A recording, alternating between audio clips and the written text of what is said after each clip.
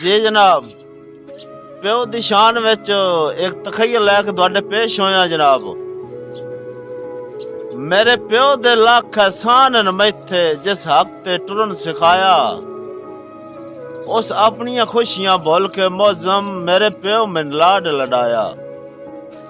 ते सारी जिंदगी रब्बा इयां कायम रखी मेरे सिर ते प्यो दा साया।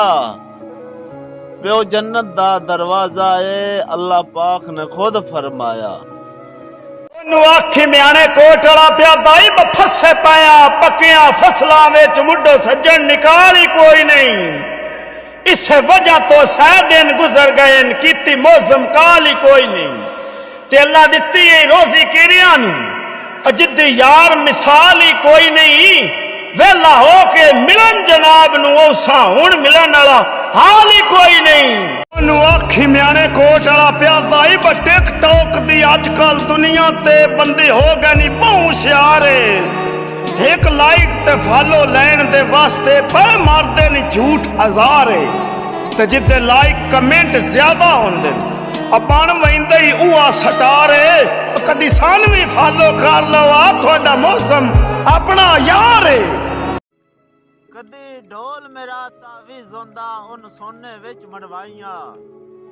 विच पा के डोरी सदरां दी खुद गल अपने विच पाइयां। तिरंदा हर वेले नेड़े सावां दे हाय दूरियां सज्जन मुकाइयां।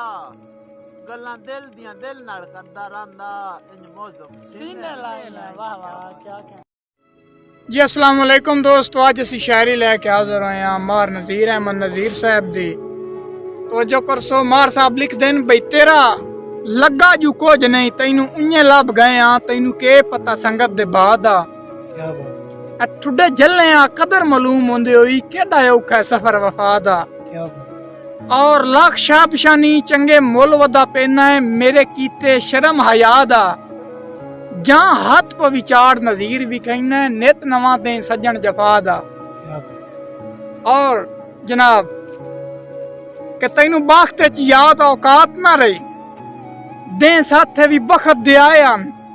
चंगे वक्त च मैं कोई काम जरफा भला तो वांगू सज्जन वंजाया।